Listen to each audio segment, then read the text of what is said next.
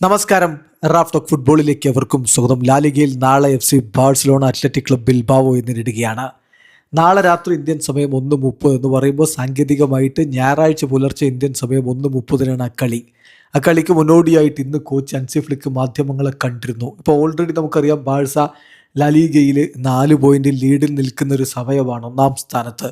അപ്പോൾ ബാഴ്സ കിരീടം ഉറപ്പിച്ചോ എന്നുള്ള ചോദ്യമാണ് കോച്ചിനോട് ഇന്ന് മാധ്യമപ്രവർത്തകർ ചോദിച്ചു. അതിനുള്ള അദ്ദേഹത്തിൻ്റെ മറുപടിയാണ് നമ്മൾ നോക്കുന്നത്. അദ്ദേഹം പറയുന്നു, റൈറ്റ് നൗ ഈ 4 പോയിന്റ് ലീഡ് റയൽ മാഡ്രിഡിനേക്കാൾ ഉണ്ട് എന്നുള്ളത് ഇമ്പോർട്ടൻ്റ് തന്നെയാണ്, ഓഫ് കോഴ്സ്. പക്ഷേ അത് ഡെഫിനിറ്റീവ് ഒന്നുമല്ല.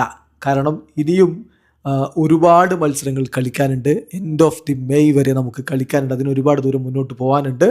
സോ ഒരുപാട് സമയമുണ്ട്, ഒരുപാട് മത്സരങ്ങളും ബാക്കിയുണ്ട്. അതുകൊണ്ട് കിരീടം ഉറപ്പിച്ചു എന്നൊന്നും ഞാൻ പറയുന്നില്ല. പക്ഷേ എന്നെ സംബന്ധിച്ചിടത്തോളം എൻ്റെ ലക്ഷ്യമെന്ന് പറഞ്ഞാൽ ഇനി 2 കിരീടങ്ങളും നേടുക. അതായത് ലാലിഗയും അതുപോലെ യുവേഫ ചാമ്പ്യൻസ് ലീഗും നേടുകയാണ് ലക്ഷ്യം എന്നുകൂടി ഹൻസി ഫ്ലിക്ക് പറഞ്ഞു വെക്കുന്നുണ്ട്. ഇപ്പോൾ കോപ്പ ഡെൽ റേയിൽ അവർ പുറത്തായി.